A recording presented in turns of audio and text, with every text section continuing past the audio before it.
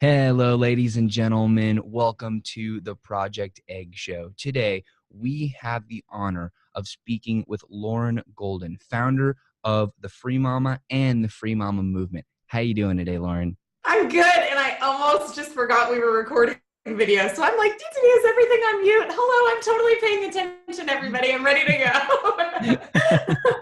go. Well, Lauren, Honesty. You gotta be honest. yeah, absolutely.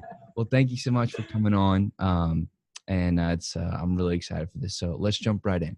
What is your story? Oh man. Okay, we're gonna dive right in. So here's my story.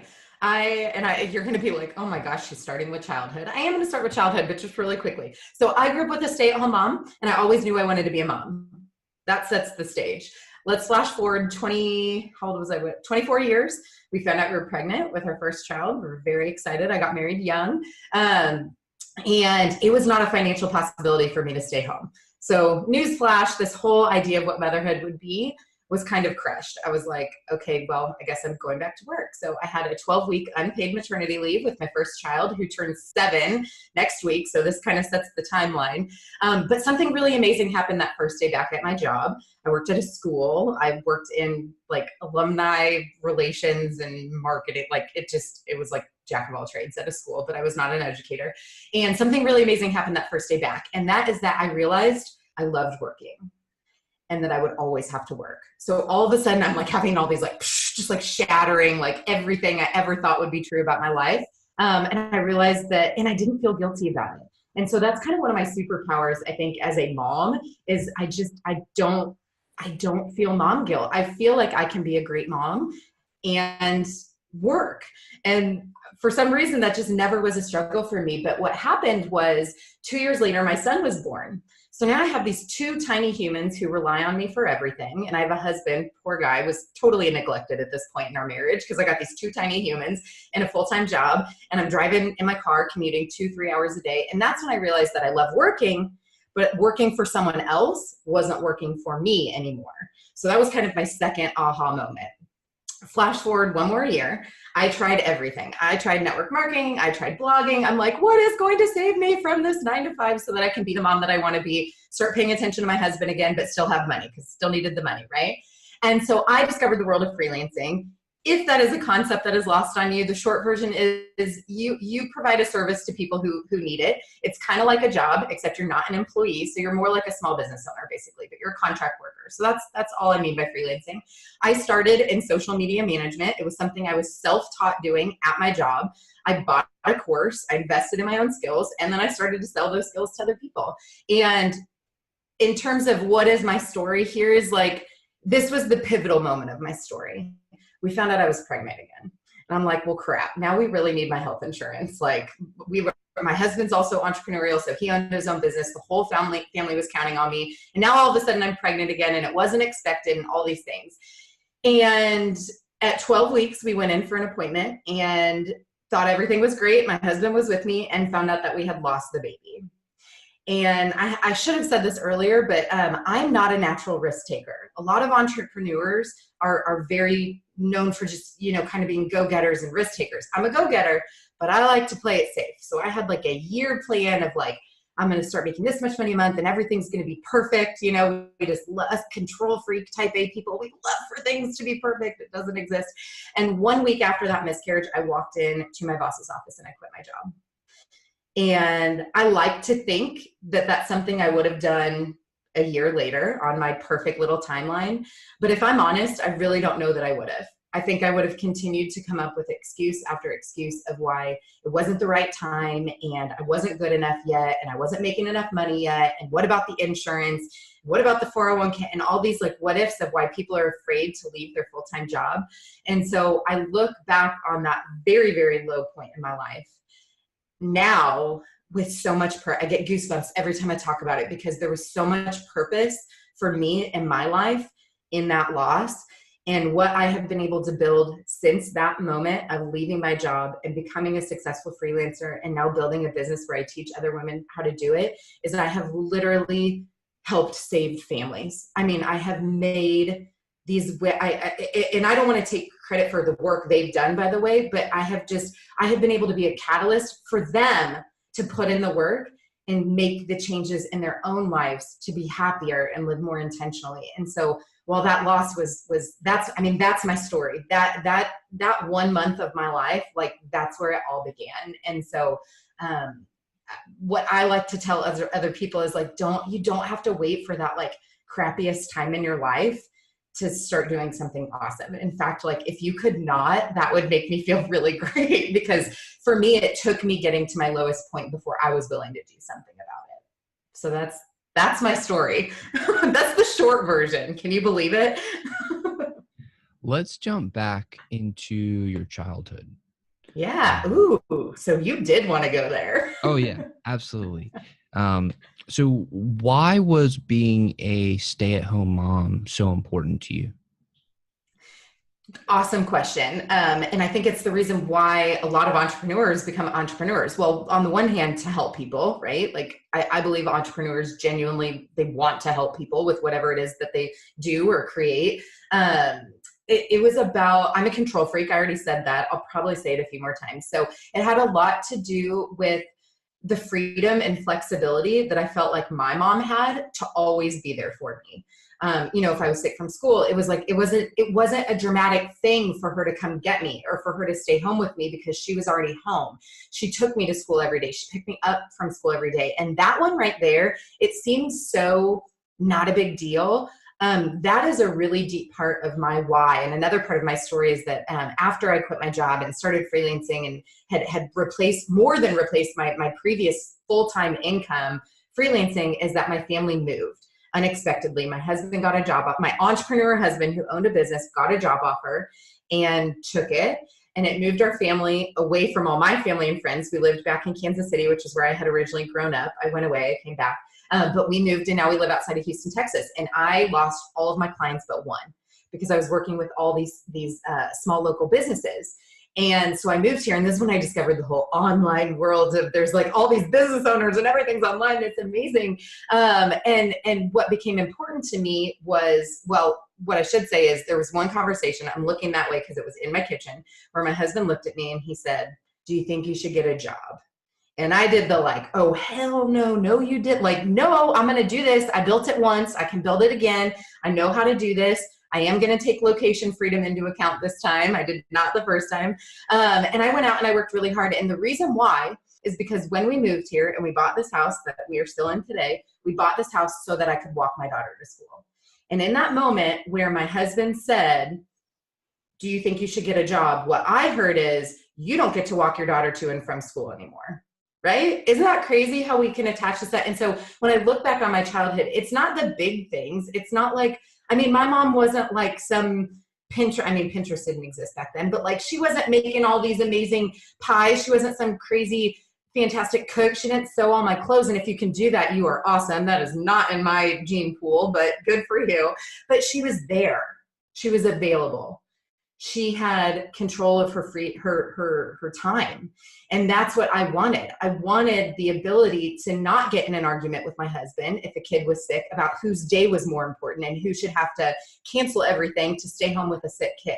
Like those sacrifices for two working parent families, like that stuff is tough. Like that's where fights are made of, my friend. Like it seems so like that shouldn't be a big deal. Like it shouldn't be a big deal when your kid is sick to be like, of course I'm going to be home with my kid. But when you work for somebody else, there's a lot of challenges there. You might not get paid that day, depending on what your job is. Like you might be missing some huge thing with a client or whatever. Like everybody might think you are the laziest person. Like it's so heavy. And so for me, I think entrepreneurship or freelancing or, again, there's all these different levels. It's kind of semantics at the end of the day, but I wanted freedom. I wanted time freedom. I wanted to control my schedule.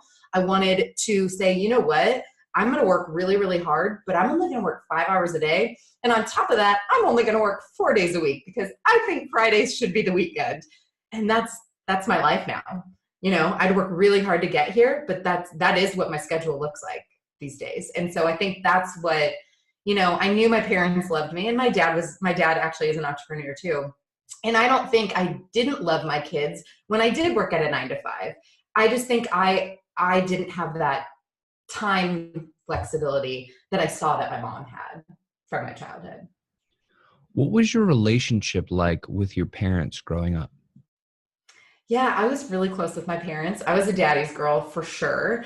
I'm a lot like my mom, so we butt heads. And the reason I'm laughing is because I have two daughters now, and they are my mini me's. And so I'm constantly just like, this is what payback looks like. Like, this is a really cruel joke from the universe, but I got it. Like, I'm paying attention. I see what you did here. It's very funny. So my mom and I did butt heads a lot because we're strong personalities, but I always really looked up to her. Even though my mom stayed home, my mom was one of the most engaged people that I knew. She volunteered all the time. She was very well known in our community. She was always very involved in things at school, like when my sister and I were younger and in kind of elementary school grades. She was always super involved. And so I always really looked up to her. I really admired just how she chose to spend her time. You know, she wasn't at a job, but she wasn't sitting on the couch watching TV all day. You know, she was very engaged in the community. And so I loved the way that she chose to give back because she could. Again, I was a daddy's girl. So I think I really always, that probably is where like the entrepreneurship was like seated. Like I also saw that from my dad. Now my dad wasn't home all day, every day, but my dad never missed a dance recital. My dad never missed a soccer game, like, because even if it was at 4 o'clock, so where like a lot of other parents maybe couldn't get there in time, I think I saw this, like my parents were always there for me when I needed them. And it's really interesting because, you know, as we grow up and we become adults, we kind of look at things a little differently than we did when we were little kids. And I think, and you look really young, so I don't know if you're a parent or not, but when we become parents too, I think we go one of two ways. You either want to be like you either want to replicate things that you had from your childhood, or you're kind of like, yeah, that was horrible, I'm not going to be like that. Like, it's kind of one or the other. There's not like a ton of gray area there. And so I'm really, really blessed and fortunate that I had two phenomenal role models, even though they played very, very different roles. And I think what I've tried to build with the Free Mama, and it's really the mission of my business, is that you shouldn't have to choose between family and financial stability. And yes, I'm talking to moms, but that message should be universal. Even if you're not a parent, like, you might have siblings or a girlfriend or a partner or a dog or parents that you take care of. Or like, I just think in general, as humans, we should not feel this struggle to be there for our family and to pay our bills. Like, that has never made sense to me. And so that's the mission of my business. And I really feel like it's a blend from these two things that my parents modeled really beautifully in my childhood. And so I'm very grateful for that. What did your childhood smell like? What did my childhood smell like? It's so funny. The first thing I thought of, because we were talking about my dad. So my dad's a hunter. My dad is like a manly man who had two daughters. So my dad builds houses and he hunts and he fishes and he rides motorcycles, and he had two daughters. So I was like the tomboy who I'd like be in a dress, but I'd like go out to, like, he was a part of this club. It was called Boy Fort. Well, he still is. And it was like his hunting club, and they had like a clubhouse, and I'd like sit in the clubhouse and like hang out, and my dad would like go hunt and come back, and like we'd go fish together. And like, so I was just I was kind of, I was the son my dad never had. No, but I like to do that stuff because I liked to be with him. And so the first smell I thought of is actually a really rank smell, like super nasty, because he always had these like carcasses and fish and stuff in like the back of his truck. And so that was the first thing I smelled. So I don't know. It's disgusting. It wasn't a good smell, but it takes me to a good place, right? It reminds me of this time that we were able to spend together. That was a really deep question. I love that. What sort of conversations did y'all have at the dinner table? Like, what were the values that were really important to y'all as a family? That's a good question too. I'm not even going to answer it. I want to answer something different. We did have family dinner. My sister and I are 4.5 years apart. So by the time I was really like super engaged and like remembering it, my sister was kind of heading off to college, or she was in high school and had all the activities. But we did sit down together as a family. Again, I already ratted my mom out that she was not a good cook. So usually something got microwaved and we sat down together, and that was kind of that. But we did sit down. We did have good conversation for sure. Two of the things I remember most about my parents and kind of conversations from when I was really little is my parents never fought in front of me. This is, by the way, something I have not mastered in my marriage. We are working on it. We're very aware. I don't know how my parents did that so right. I mean, I never even heard them in a disagreement. It's insane to me. And still, like, now I hear them banter because they're like old and tired, but I never heard my parents fight. And that's something I remember. And that is a really high bar that, again, like, I'm aware of it. We're working on it. I'm a loud person. I'm a passionate person, but I do that very imperfectly in my own family. Although we have very regular meals together too. The other thing is that something my parents actively taught me, so in terms of values, is my parents always put each other first. So remember, I told you my mom and I butt heads, especially those teenage years. I mean, it was violent. So wish me luck when my kids are older, but it was bad. Like, we just, I was a bratty teenager and just thought I knew everything. And my mom's like, hush down now, you know nothing. And I'm like, okay. So we butt heads. My dad always took my mom's side. Even in those moments where I'm like, I actually know I'm right now. Like, I'm not being an annoying teenager. Like, I am right. And my dad would kind of like, yeah, look, I got you. But then he'd be like, you do not talk to your mom. Like, you know what I mean? Like, so one of the values that they taught us is, like, if the marriage isn't strong, then if you're not on the same team, basically you should not be your kid's best friend. Like that, like, my parents, I never felt like they were my friends. I felt like they were my parents, and I wanted to spend time with them. And I loved them. I love them still, but they were not, I don't know. I kind of look around today and I see a lot of people trying to be friends with their kids, and, they want to give their kids everything. And I get that feeling, but sometimes giving your kids everything is going to make them grow up to be really bratty people. Like, you know what I mean? And so my parents didn't give me everything. I was very, I grew up in an upper middle class family. I had everything I needed, but I didn't get everything I wanted. And I didn't win every conversation. My parents made it very clear, like, we're up here and we're a united force. So best of luck to you. And I think, again, my husband and I don't do this perfectly, but we are very aware of it. And I think because of that, we're probably doing better than we think we are, because we talk about it a lot, and we try. That's, again, something that we brought to my family, and we try to teach them. So I don't know if those are the exact conversations we have, but those are the two biggest lessons, without a doubt, that I took away from my parents. What sort of relationship did you have with your sister, and how did that dynamic evolve as y'all got older? Yeah, I love my sister. I think she's awesome. I think she's an amazing wife. She's probably a better wife than I am. We are very different. We are like polar opposites. And again, we were about 4.5 years apart. So, it's not a huge spread, but it's big enough that, like, we weren't ever in elementary school together. We weren't in middle school together. We were never in high school together. And so we kind of had our own thing going on. We probably were really annoying. I mean, most of the time I remember us fighting was, like, in the back seat of the car, like, stop touching me, stop touching me. I'm not touching you, don't get mad. Like, nah, like all that stuff that every kid does. Like, those are my childhood memories of me and my sister. We were not best friends. I was annoying to her, and she was, like, cool with her friends. And I was, like, the annoying little sister.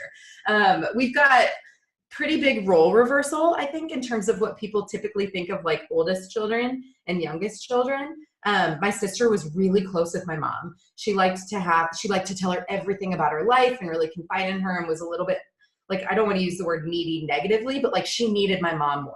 I was very independent, very, like, focused, very, like, leadership roles at school, which I feel like are a lot of things you hear about the oldest child. And I don't know if part of that is because we had such a big spread. So, like, my sister was heading to kindergarten when I was born. So, you know what I mean? We were never really home at the same time. The biggest evolution in our relationship actually came when we became mothers. And my nephew is 2 years older than my oldest daughter. So my sister became a mom 2 years before me. And even though we had never really been super close, she became my role model of what being a mom in today's world looked like. And there are a lot of choices that I made as a first-time parent because I saw my sister. That's how my sister did it. And so she saved me from having to do all the research. I mean, it was like, oh, what'd you register for? Okay, cool. I'm just going to go get, like, she did all the heavy lifting on that one. And I just kind of followed her, like, even to the extent, like, I made baby food. Now I have 3 kids. All of this is only applicable to my first 2 children. By the time the third one came along, God love that child, my rainbow baby. She's beautiful. She's 2. She got the shaft though. Like, we were tired by the time poor Audrey came around. Third child. But with the first 2, like, I made their own baby food. not because I was seeking out to be some super nutrition, like it literally, it was because my sister did it and I watched her do it. And I'm like, oh, that's like, I can do that. And so I just did it. Like, I don't even think I realized how like super mom that seemed to some people, because to me, my sister set such this high standard of what you could do. I did cloth diapering with my first two kids. Again, I never would have I mean, yeah, I saved a lot of money. So I thank my sister for that. But like, there wasn't some great intention behind some of these choices. It's just, I watched her do it and she seemed to do it effortlessly, although it's nothing about being a parent is effortless, but like, and so that was my role model. And so that really to me was the biggest turning point in our relationship, where I think we were all of a sudden we had never been on the same playing field, never, our whole life. And all of a sudden we were both moms. And so we're both kind of in this whole new world together. And I don't know, there was just something really special about that time. When you were a kid going from elementary school to high school, how did you see yourself? Like, what was your identity and how did that evolve during your school years? Oh man, this is like therapy. This is great. I'm loving this interview.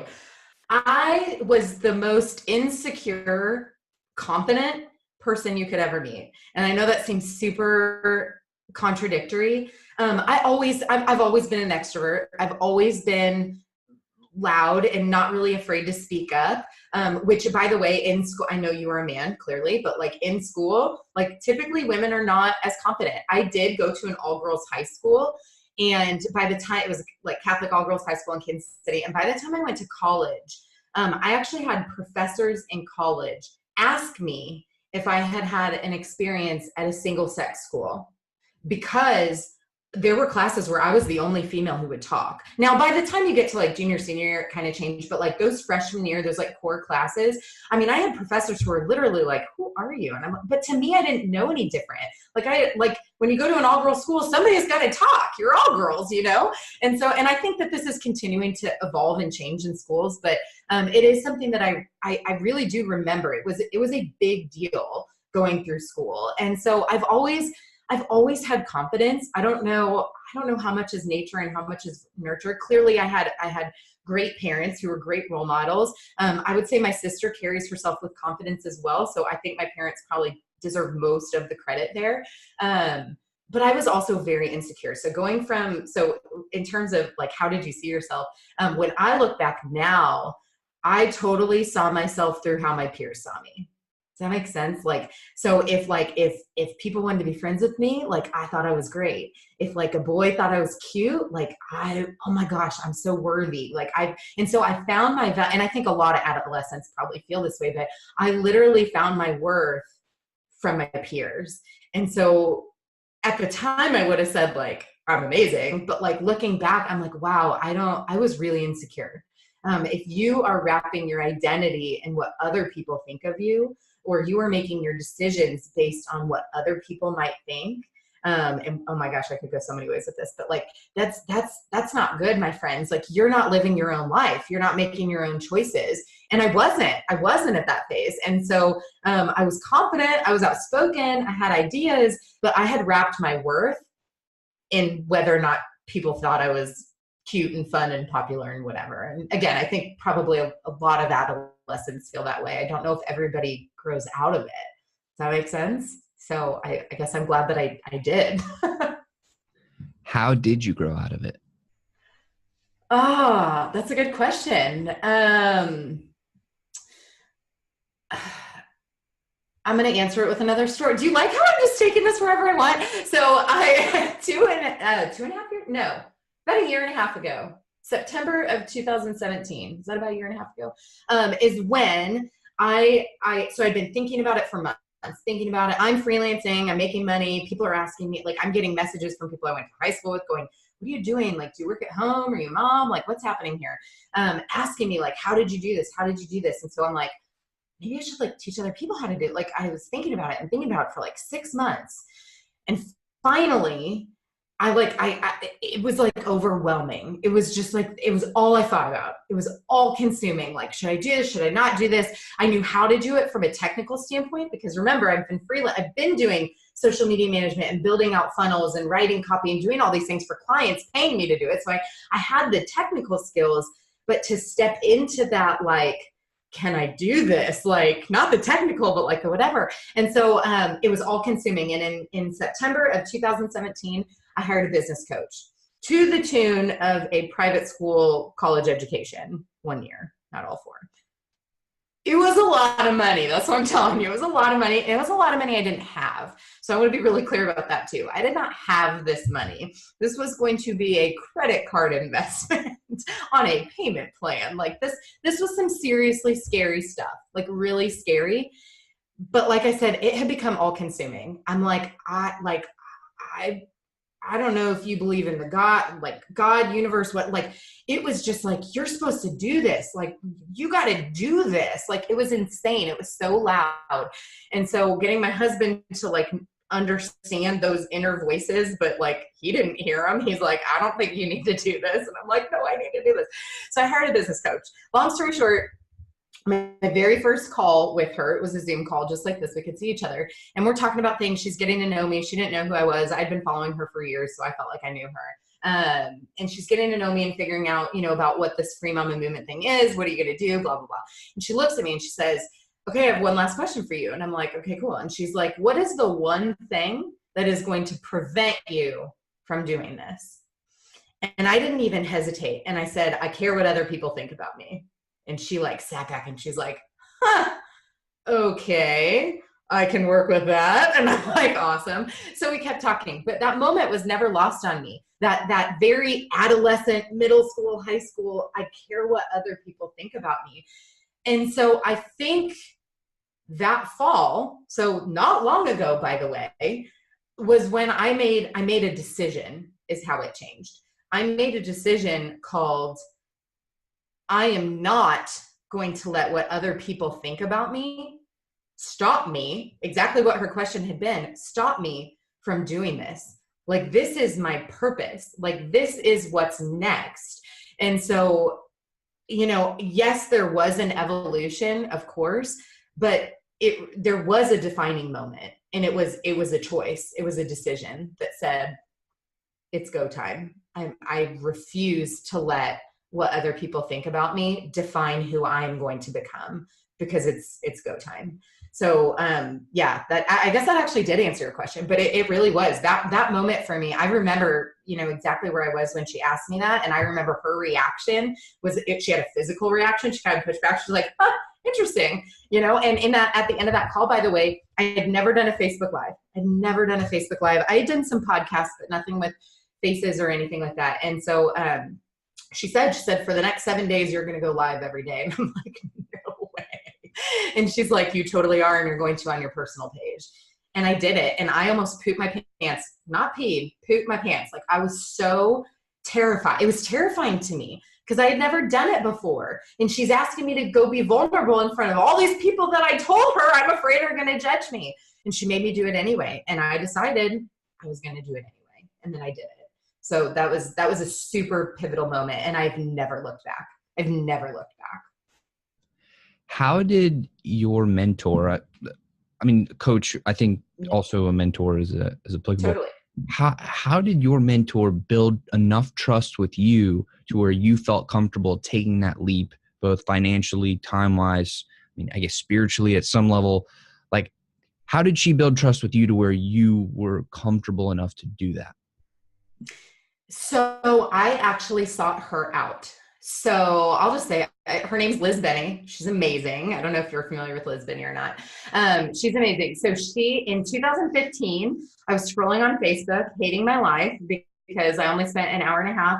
This was like January 2000, something like that, 2015. And I'm scrolling on Facebook and I'm miserable because my husband doesn't come home till after my kids already go to bed, and I'm working all day. And then I come home to these two babies after a 30-minute commute from the child, not from work, but from childcare.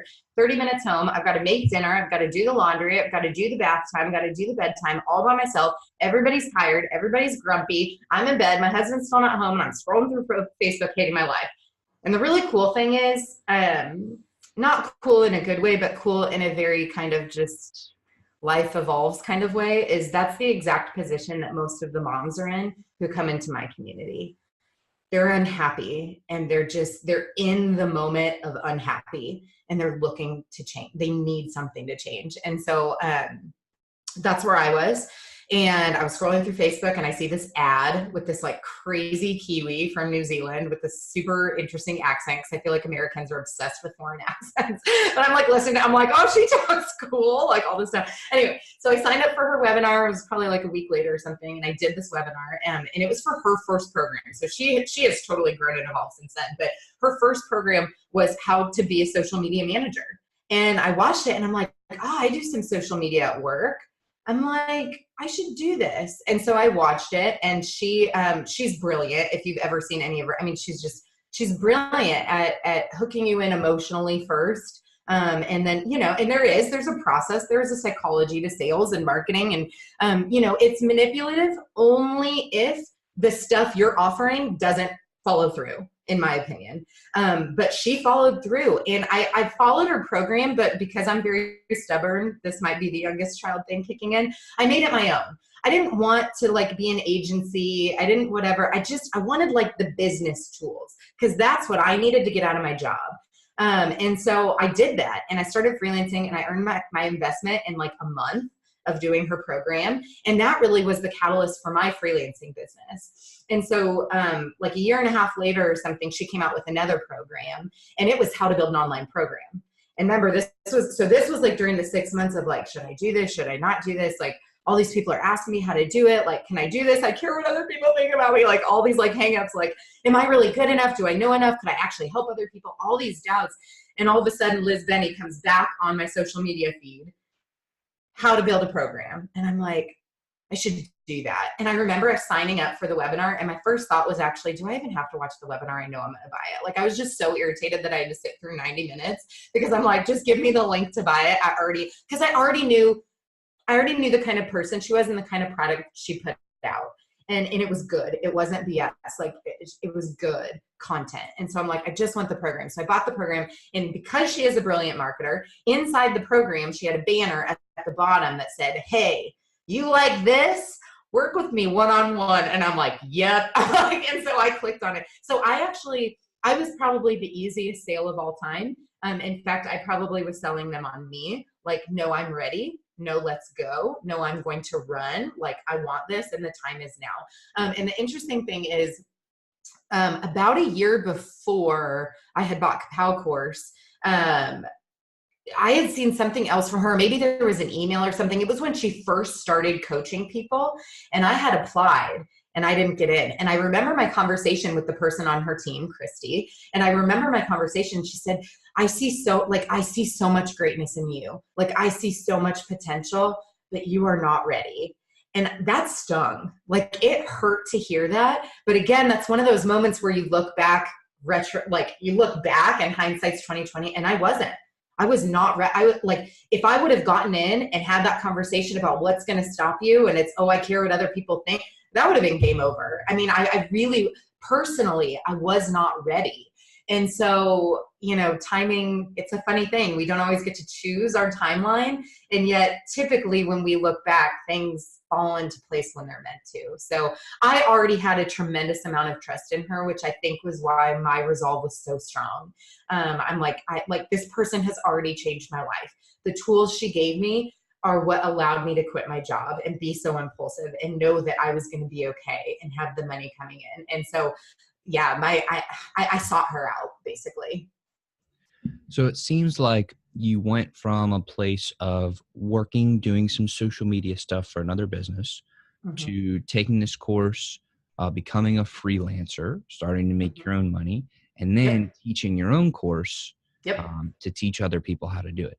So from those activities, how did the Free Mama really come about? And then how did that turn into the Free Mama movement? Like maybe you could tie all those things together. Totally. So, like I said, I was doing some social media at my 9 to 5 anyway. I see this course. I'm like, I can do that. I go get my first freelancing client and I'm like, okay, great. I'm a social media manager. And because I wanted everything to be legit and I had tried I had tried all this other stuff. Like I went to HR. I'm like, hey, I have a side gig, just FYI, like at my job. Like, I'm going to do this right. And so because I wasn't afraid to talk about it, and I feel like some people are afraid, if you're at the 9 to 5 and you're starting it, you're afraid. But when you're afraid like that, you're also prohibiting the growth of your business because you're not putting yourself out there. And so I'm like, and I kind of knew, I think some of that I knew intuitively. I'm sure Liz addressed it in some capacity, but to me, it was like one of those obvious things. And so I went to HR and I'm like, half the people in this building are trying to sell me skincare anyway. Like, I'm just going to go tell them that I do social media. Like, I'm not working with other schools. There's no conflict of interest. I'm not like a marketing person. I'm the alum director who posts on social media. Like, I think I'm good. So I went and I told HR, and because I was open about it, my first client was actually my boss's husband, who was a real estate agent.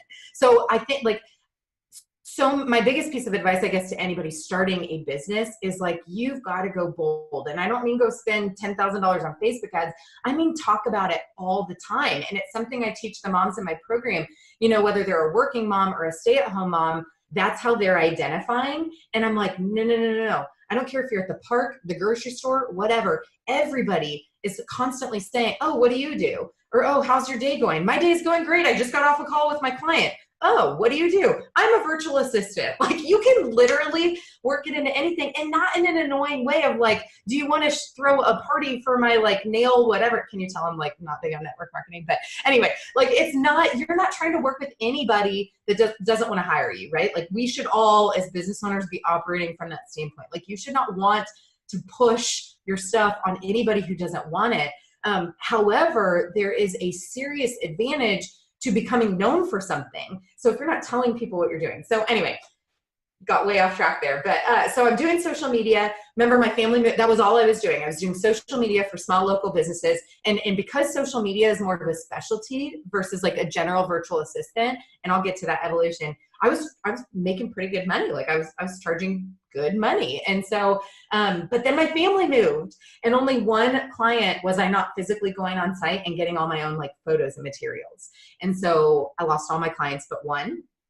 It sucked. This was the conversation in the kitchen about going to get a job. It didn't go over well. I went and I worked my butt off. This, by the way, was also, so we moved away from all my family and friends. And this is when I found out I was pregnant with our now rainbow baby, Ariangus, who's 2. So I'm 12 weeks pregnant. It is summer in Houston, Texas, which means it is hell on earth. I'm throwing up 10 times a day. My husband's telling me to go get a job. I know no one. This was not a highlight of my life, my friends. This was a low point. But I made, again, decision. I decided I am not going back to work. I'm going to go rebuild my business. And so I went to 2 networking events. I signed 3 clients in 1 week, and also discovered the world of like online marketing. And so my freelancing business took off again because I was like, nope, I know how to do this. And by this point, I was confident in my skills. Through that came a total evolution of the services that I offered, because I realized as long as I'm coming from a place of service and wanting to help, I can grow some of these clients to like be pretty big retainer clients. And so I learned how to use ClickFunnels. I learned how to write sales copy. I learned how to do like email management and get people on podcasts and book appointments and do all this stuff purely because they said they needed help with it. And I was like, yeah, I can totally do that. And then I figured it out. Like, you just have to have a willingness to figure it out. And so much like when I had originally bought Liz's course and I was like, this is great, and I'm going to do it my way. That's kind of how I always approach freelancing. I'm like, I need to do it in a way that works for me, and I'm going to do it my way. And so when I got the idea to do a program, it's because Liz's course was a catalyst for something huge. But the part that I was utilizing from the program itself, like tactically, was very small. And so I had my own story, and Liz wasn't talking about how to do this in only 4 hours a day because you have all these little humans who now aren't in child. Like, so that was this thing that I could bring to the table, was all of the time management parts and all of the personal brand parts. And like, just, there's so many. And so that's where the Free Mama movement was born. The other thing is, so the Free Mama was originally born as a blog that I started because I was delusional and I thought that blogs made money on their own. Nobody told me that blogs only make money if there's like a business like behind the blog. Didn't know this, had no clue that you actually needed like revenue streams to be profitable as a blogger. So there's that. I've had a lot of growth over the last years. But so I started this blog, and it was called The Free Mama, and it was about me. It was about my journey from miscarriage and starting this freelancing business and quitting my job and being forced to move cross country, not forced, but you know what I mean, and rebuilding my business and all these different things. And what I realized though, after we moved here and I rebuilt it and started getting those questions about like, what are you doing? I had this big epiphany that the Free Mama wasn't about me at all. Like, I had started this blog, it was a personal blog. It was so much more than that. Like, it really wasn't about me at all.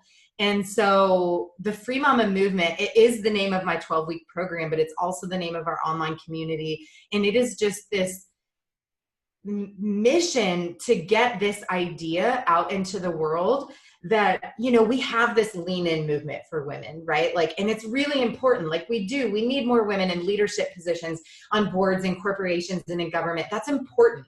It wasn't for me.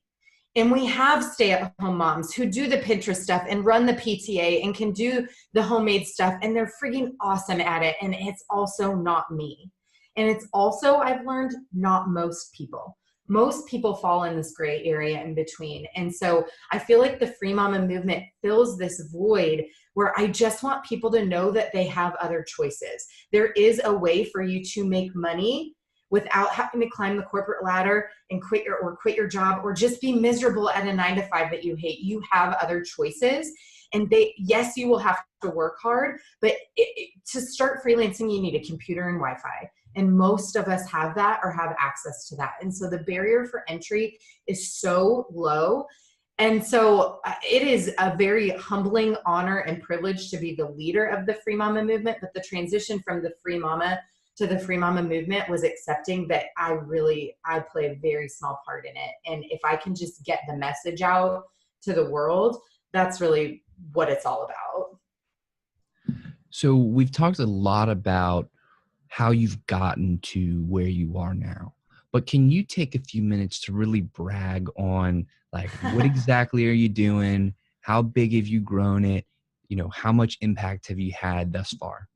Yeah, I love the word impact. I mean, so I feel like you want to kind of talk numbers because otherwise it's just vague stuff. So we can talk numbers a little bit.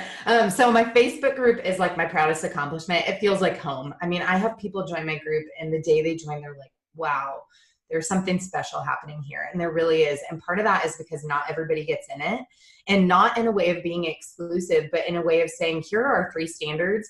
Be kind, be supportive, and take action. And a part of that is on the questions to join, you have to agree to those 3 things. We don't let anybody in who doesn't agree. And you'd be shocked. It's like thousands of people we've turned away. But I'm like, 3 things, I'm just asking you to be a nice person, to be supportive of other women, and to not just be a complainer, but do something about it. That's it. And if you can't agree to that, it's just not the right space for you. And so I think because that standard has been set, and that's kind of how I set the tone, you know, for the group, it really, really is a special place. And so we've got about 14,000 people in our community. I've got about 70,000 people on my email list that I communicate with regularly.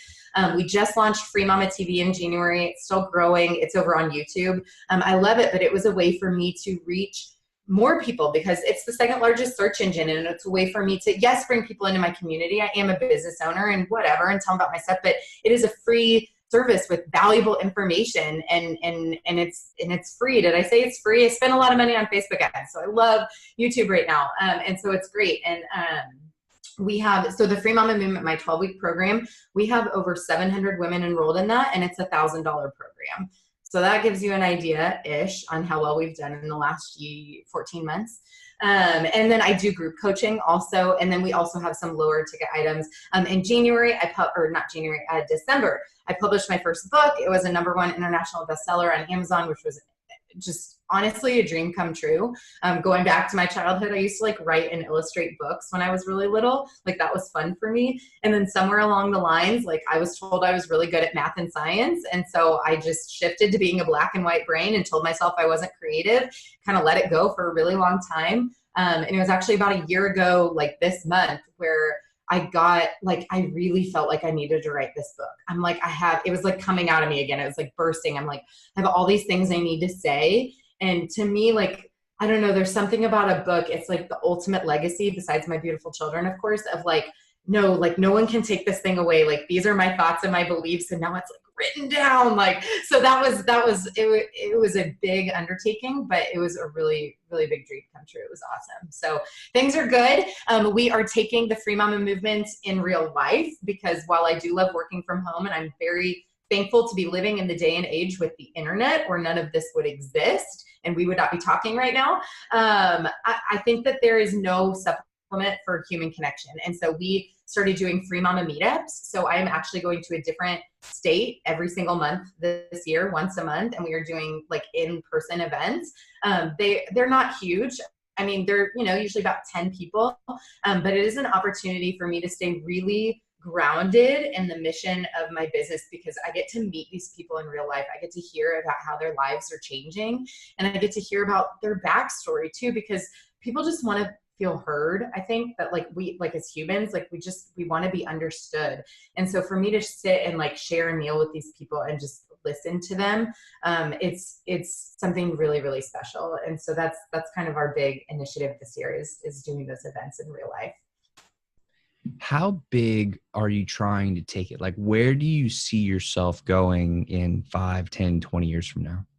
Yeah, I mean, I have personal goals for sure. I'd love to be like a correspondent on the Today Show, if I'm being just super honest. I know I've got a lot of work to put in to get there, but like that to me would be amazing, because that's just like you said earlier, the word impact. Like that's huge impact right there. I would love for the Free Mama movement to be on par with the Lean In movement. I mean, everybody knows what the Lean In movement is. They know that it's important. They know it's about women's empowerment. I would argue the Free Mama movement is also about women's empowerment, but it's about letting them know that there's another option. There is another way. And so, that's a really ambitious goal. I mean, the Lean In movement is an internationally known thing, but I think that would be my goal. I really want women to know what choices are available to them. And statistically, I know I've read it on network marketing. I'm going to do it one more time and then I'm going to stop. But just statistically speaking, 99.71% of people who join a network marketing company lose money. And to me, that is not good enough. And a lot of them, unfortunately, are preying on stay-at-home moms or working moms who want to be able to stay home. And it really pisses me off, if I'm honest. Like, it's not good enough. These women are in a really vulnerable, desperate position, and they're making these corporations richer because they're being sold this dream. And, yes, I'm a business, and yes, I sell a program, but, if you were to read my book or listen to any of my stuff, I tell them, like, yeah, my stuff makes it easier. My stuff doesn't make it possible. You don't have to buy anything from me to go build a successful freelancing business. Like, here are all these tools, like go do it, And so again, I think the thing with being like an online service provider is the barrier of entry is so low. You don't have to have special certificates. You don't have to buy into a company. You don't have to have product. You don't have to have any of this stuff. The risk is really so low.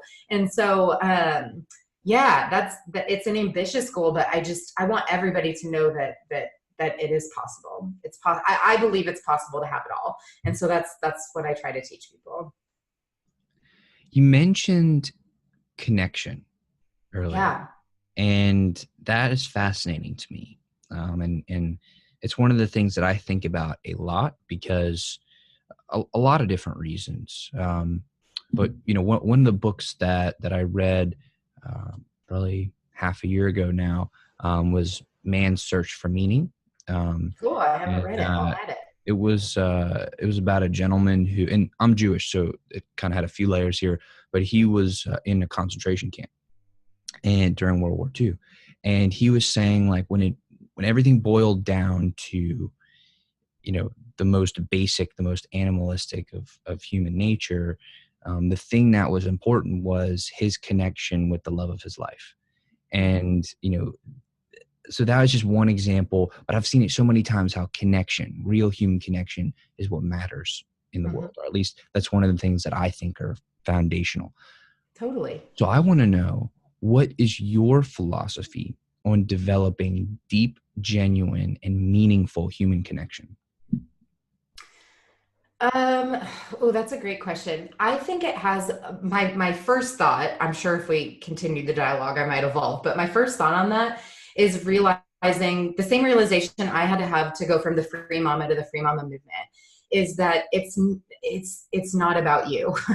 And when I'm, yeah, just being more selfless and realizing that when we do that, we actually receive so much more than when we go out and we seek things for ourselves. Does that make sense?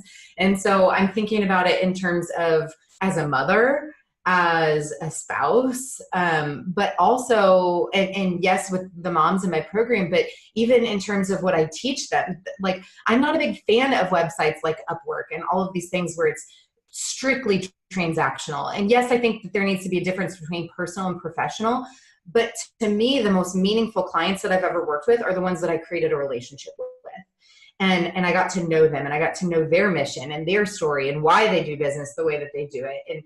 And I feel like when you can create kind of this team synergy rather than just like, I don't want to do this. Okay, I'll do this. Like, I don't know. It's just, there's something that makes it very void of meaning. And so it's very easy to walk away from. It's very easy to quit. It's just, and so I think just, really focusing on the relationship, but not, hey, what are you going to, like, what are you going to pay me as your person, as your like freelancer? But like, no, what do you need help with? What are you trying to achieve? And knowing that when you come from that place, it will pay back. It will pay back financially. It will pay back in referrals. It will pay back in testimonials. It will come back to you. And so, yeah, I think it's just realizing, that it's not all about you. And I also want to say, like, I am not like, I don't know, that sounds something like I love attention. Like, I'll be the first to tell you, like, I'm not like, I love attention. I love all this stuff, but I think it's all in the approach. Right. And so I think, creating really meaningful relationships, like why are you just in it for you, or are you in it to be there for the other person? And I could go all into like unconditional stuff as a parent and stuff too, but it's a totally different conversation. So if you're at a space where you're like, well, I'm pretty sure I'm doing stuff for other people, but I may be doing it for me, I'm not sure. Like, how do you audit yourself to see, like, what is your why? Why are you actually doing those things? Totally. That is a really pertinent question, because I had this conversation yesterday with my assistant. So I went to a mastermind in February, and I think it is doing what you just said. It's asking those hard questions. So I went to this mastermind in February in Nashville. It was phenomenal. And then after that, I went to a conference, like back to back. I was gone for 10 days. It's the longest I've ever been gone for my kids. It was too long. I think 6-7 days would have been better. It was way too long, but it was great. And one of the things that came from the mastermind part had to do with a couple changes within my program and pricing structures and offerings and stuff. You got to talk about this stuff as a business owner. And I was kind of like, at the time, I remember being like, okay, great. And I'm like writing it down and all these things. And I'm like, okay, yeah, I'm going to implement this spring. Yeah. Yesterday, I had this, last week I was very stressed out. I am not a procrastinator. I told you before we started this conversation, I'm a time management, like that is my jam. I'm very efficient with managing my time because I want to work hard when it is time to work. And then I want to go be present with my kids. And so I'm very intentional with my time. Last week was a wash. I mean, I couldn't focus on the things I was supposed to be doing. And I knew that it was the inner chatter. Like, I knew there was stuff going on. And it was loud, and so I couldn't focus. And then I had a good conversation with the coach. I had a good conversation with a friend. I clearly had to get it out. And so yesterday was the first time that I had a conversation with my assistant since all of this. And I said, we went through kind of like our, checklist of stuff we talk about. And I said, do you mind if you just listen to me for a little bit? She's like, of course. Like, she said, will you hit record? And I'm like, I'm not going to go back and watch it. She's like, but I am. I'm like, okay. So I hit record. And I just I had this whole list of stuff I had been writing down in a notebook, and I just got it all out. And some of it was personal, a lot of it was business, but what it came back to was this thing that had come out of the mastermind it's just pulling me out of flow. Like it's time to start implementing those changes. And all of a sudden I was like, it doesn't feel bad. It doesn't feel wrong, but it doesn't feel good either. And it doesn't feel natural. And so I'm like, I'm just talking out and I'm talking. And some of the, and I'll be honest, it's fresh. I don't have the resolution. I don't know what the answer is, but I know what I told her yesterday is I said, I know why one would do this. Like I know from a like business standpoint why this makes sense. I know from a business standpoint why this would work. What I don't know is why I am going to implement it. Who is it serving is what we talked about. I said, are we implementing this because it serves my financial goals or like numbers or just like, is that why? Yes, probably it will, right? Like these are business strategies. Does what we're talking about serve my community? Is it actually serving my audience in a better way? And so I had this really big disconnect between the business strategy. And again, this is me always wanting to do things my way. Like we have to trust our gut, right? So I think that's to answer your question. It's listen to the voices, but don't let them get too loud, if that makes sense. But then trusting your gut. And so we will still make choice decisions. Like we will still make strategic decisions, but I won't make the ones that don't also directly impact my audience. You know what I mean? Like it has to also serve them at the same level it serves me, if not more. And I'm not talking just about the value of my offerings. I will never put something out I don't believe in, but I'm talking about little tweaks like upsells or pricing or what's it like, you know, these little things that really aren't that little. And so I think a lot of business owners are just quick to do it. But for me, that becomes like a really big integrity thing. And I think if you listen to yourself, like your physical body, the chatter in your mind, your gut, like it often is trying to tell us something. And so I think last week was me just being like, I know you're telling me something, but I don't know what it is yet. And so I'm still in that point of we had some great ideas yesterday after I word vomited all over her and we're kind of talking about it. And so we're still working through it, but I think it's being able to get quiet enough to hear those things and then not rushing would be my other piece of advice. I had attached some timelines to these things. And like what I told my assistant yesterday is like, those are self-imposed and we need to make them go away because they're making me feel icky about our choices. Like I want to make sure that I stand behind our choices 100% and we're not just doing it to make more money or whatever, you know, because someone told us to, or, you know, whatever. Like we need to feel good about it. And so, yeah, that's a great question because I'm like literally living through it at this exact moment. What is your greatest theory? My greatest theory. I don't know. I'm going to take this where I want to again. My greatest theory, I guess, would be actually my favorite quote. And it's Henry Ford. And it's whether you think you can or think you cannot, you're right. And so I just think it shows the power of mindset. And so I guess in terms of my greatest theory, it's that if you don't believe in yourself, you will not achieve the things that you want to achieve. And there's different layers of belief, I will say. There's like the belief of like, I'm pretty sure I can do this and I'm going to move forward. And then there's the belief, like once you have the proof, right, of like, okay, I'm doing this. I believe I can do that. Like, and so, you know, there's an evolution there, but, you know, something that I heard actually at this conference in February was that if you don't believe in you, why would anybody else believe in you? Whether that's your partner, your parents, a potential client, an employer. I mean, if you don't believe in you, why would anyone else? And so it just shows the power of mindset and the things that we tell ourselves that we're capable of or that we're not capable of, you know? And so, yeah, my theory is that it sounds so cheesy. This will just prove that I'm a millennial because I was told this all growing up, but I believe we can do anything. I really believe we can do anything. But your own inner dialogue is going to play a much bigger role in that than your actual skill sets, a much bigger role. How do you listen to that dialogue? Because I feel like there's a lot of it and Totally. constantly happening. Like, how do you identify what those recurring, I guess, patterns or themes are, the things that are really influencing you that you are saying to yourself? Yeah. So some people would say meditation or journaling. If I'm really honest, I've been advised to do both of those things, and neither of them really work for me at this particular point in my life. I'm like a moving meditator. I like to go do like a fitness class and just like turn it all off. Like, but I need to be like active. But those would be two things. I think that it all starts with awareness. So it's not about like, I'm afraid of this or I'm telling myself these negative thoughts and no, I'm going to stop. Like it just doesn't work that way. You know what I mean? It's like a muscle. And so it just starts with being aware, like, okay, gosh, I'm never going to find a client. No, Lauren told me not to tell myself that. Stop it. You are not serving me, and like push it out. And it takes practice. And so just starting with that awareness of like knowing, okay, when I have a negative thought, it is not serving me and I need to tell it to go away.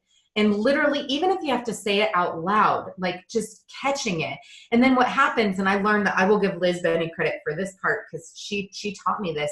It's about shortening that reaction speed. So like if you used to dwell on it and you eat a pint of ice cream and you're crying for 2 hours because you feel sorry for yourself, let's speed that up a little bit. Like, you know what I mean? Like give yourself a 30-minute pity party about whatever went wrong. Like, oh, I didn't get that client. They went with some, okay, 30 minutes, cry it out, girlfriend, turn on Grey's Anatomy, like hit it really hard and then stop.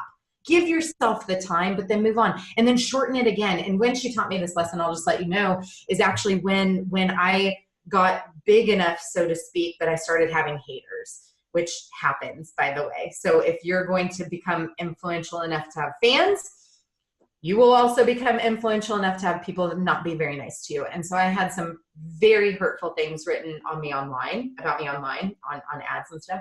And that first day, paralyzing. I mean, I'm like, why am I even doing this? Like, does anybody even care? Is it even worth it? If this is how people are going to talk about me? Remember, my big thing is I care what people think about me. And so I'm just like, is it even worth it? And I was questioning everything and I was very emotional. And I talked to her and she's like, just speed it up, Lauren, just speed it. And so the next time, okay, it didn't hurt so bad. And logically, I knew it wasn't really about me anyway. It was about where that person was at in their own life and their own pain. It wasn't about me logically, but emotionally we're different. And so now I'll be honest, it still hurts my feelings, but I only let it affect me for like 30 seconds at most. And then I'm like on, like, I don't have the time to give someone else that control over me. And so it starts, to me, yes, you can meditate. It will help you. You can read self-help stuff or listen to motivating podcasts. It will help you, like do these things, invest in your personal development. But it starts with an awareness. You have to become aware of how you're talking to yourself and how other people are talking to you, the people you're friends with, the people you surround yourself with. Like all of these things are important, but it starts with being aware and then just making little tweaks to make it better, like just over time, because it's not a light switch. It's not a light switch. So, Lauren, I want to thank you so much for coming on the show today. It has truly been an honor to be able to share this time with you. And thank you. Thank you so much. Totally. No, this is great. So I have two more questions for you, quick questions. Awesome. And then, cool. Then we'll wrap it on up. Awesome. The first is there anything about yourself that you think is an important part of who you are that I did not ask you about today? In other words, what did I miss? Ooh, that's a good question. I mean, we dabbled in the idea of being kind of type A, time management kind of gal. I think one of the things maybe that I didn't share is that I'm a recovering perfectionist, and this is something I say to hopefully two things actually, because this will help people. One thing is I'm a recovering perfectionist, and what I mean by that is that I was a perpetual learner, and I do believe in being a lifelong learner, but I was a perpetual learner, afraid to take action. If you are watching every webinar you see, if you are signing up for every single program, but you are not taking action on the things you are learning, you are hurting yourself. If you have rebuilt your website 12 times because it's not good enough yet to share with other people, like at some point, good is good enough, go take action. Don't do that. I spent 2 years of my life doing that because I was telling myself I wasn't ready. You're not ready yet. You don't know enough yet. No. You're ready. You listening, watching right now, you are ready to go help somebody. Are you done learning? No. but you are ready. So go get started. That would be my first thing. And then the second thing I was going to say is when I launched the Free Mama Movement, you asked me about my success and all of that. The other part that I always share with people, because it's really important, is that I gave my first 6 live webinars while paying for traffic. So I'm running ads to no one. No one showed up. 6 weeks in a row. You guys, that's a month and a half. It was hard. And if I did not get back on and do that 7th one, I would not be where I am today, because that's when I got my first sale. And it's a really important part of the story, because I think online we can hear these overnight success stories, or I made $1 million in 4 months. And my question is always, what were you doing for the years before those 4 months? That's what I want to hear. Like, because it seems like there's, to some people, I am this big success story. And I don't take it lightly, but I want you to know there was a whole lot of not giving up, a whole lot of spending money that I didn't have because I believed in myself, and I kept showing up over and over again to get to where I am now. So don't give up too soon. I believe that most people fail because they give up too soon. So that's the other thing we didn't talk about. So can I actually ask you 2 more questions? Sure. If you were to meet yourself at a party or out and about, what question would you ask yourself? Oh, I don't know. As soon as you set the tone with party, I'm like, I'm always heard before I'm seen. I'm very loud. I'm very outgoing. What question would I ask me? I don't know. That's a really great question. What question would I ask me? Do I know who I am? I'm not sure. I've never asked that question before. I don't know how to answer that. That is really a great question. I'm an open book. I mean, I clearly can talk for a very long time. I will talk about anything. I think talking about the ugly is almost more important than talking about the good, because that's the stuff that people relate to. I don't know. I guess I don't know what the question is, but I guess my answer is I'm just getting started. So like, do you feel fulfilled? Do you feel successful? Do you feel happy? I feel all those things. I also feel like this is the very beginning of something really great. And I am very excited about who I will become, because I know that I am a work in progress, and I've got a lot of personal growth to do as well, to take my business and all of the people that we're trying to impact where they want to go. So I don't know. I don't know what the question is, but that's the answer. Okay, I know I just did this, but can I have an extra bonus question? Totally. Okay. So when you think back in history, right, and you think of the greats, like now I literally am struggling to think of like the great people in history, but you think back and you're like Ben Franklin, for example, he will be known for years and years and years and years and years as just an incredible human being, right? Has done so many things. When you think about what you're doing, are you trying to build a legacy like that? Or are you just kind of doing what feels right? Like, do you actively think, I'm trying to be a monumental figure in the history of humankind? Like, is that what you think about? Probably not in those words. I already told you I like attention. So I'll be honest, like there is an aspect of fame. I mean, I don't want to show like the Kardashian. Like there are things I want and there are things I don't want for sure. But again, it's not necessarily about me.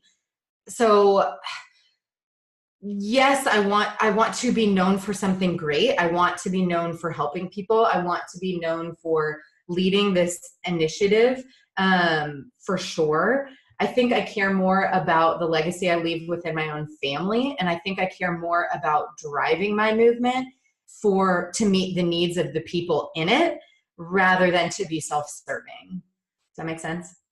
Yeah, Cool. I think it's a great answer too. Cool. So last question again. Yeah. Appreciate you humoring me with all my extra questions. I love it. So I'm 24. I have a couple businesses, but this show is absolutely my greatest passion. That's awesome. Knowing that, what question should I be asking you that I just wouldn't think to ask? I'm jealous. First of all, I wish I had your clarity when I was your age, but then I wouldn't have my story, right? What question should you be asking? You should be asking yourself who you are. You should be asking yourself, who am I? Because you are young and you are going places, you need to be rooted in who you are, who you want to be, yes, who you want to become, but also not like losing sight of who you are and what's important to you now, and also why you started. Why did you start? I think that's a question that is really important for everybody to come back to. Why did I start? Why did I start? And it's not that we can't grow and evolve. We should, but there should be some foundational stuff to keep it. It's why we see so many celebrities like go off the deep end, right? Like there should be some foundational stuff that's like, this is who I am, this is what I believe, and this is why I started, so that when you have weeks like mine last week, you can come back to those things and you're rooted, so to speak. So I think, you being so young and knowing that you're just getting started, and you will go great places. Get that on lockdown now, and it will serve you in the future. Well, Lauren, thank you again so much. You're Yeah, welcome. again, I really can't thank you enough for spending this time and sharing all that you have shared on the show. So thank you very much, and to everybody who's listening, I want to thank y'all. Y'all are the reason that I do this, and whether you're watching or listening, I want to thank you. I love you guys. So again, thank you. But yeah, Lauren, you want to wrap us up? Awesome. Yeah. If you want to come hang out with me, if you were a mom and you were listening, or you're a woman and you just want to be an honorary free mama, come hang out with me on Facebook. That's where most of our community is. You can find us under the Free Mama Movement over on Facebook. I'm on YouTube, Instagram. Come hang out with me. And if you want to learn more about what I do, you can head over to thefreemama.com. And we will also get a free resource for you guys, since we alluded to time management and my time management tools. I will make sure that we post a link, have a link posted for you below about how to download my time management tool. It's called the Daily Five. You will love it. It will change the way you get stuff done. Yeah, so for those who want to go and grab that resource, just go to projectegg.co/freemama. That's projectegg.co/freemama, no dashes, just free mama straight up.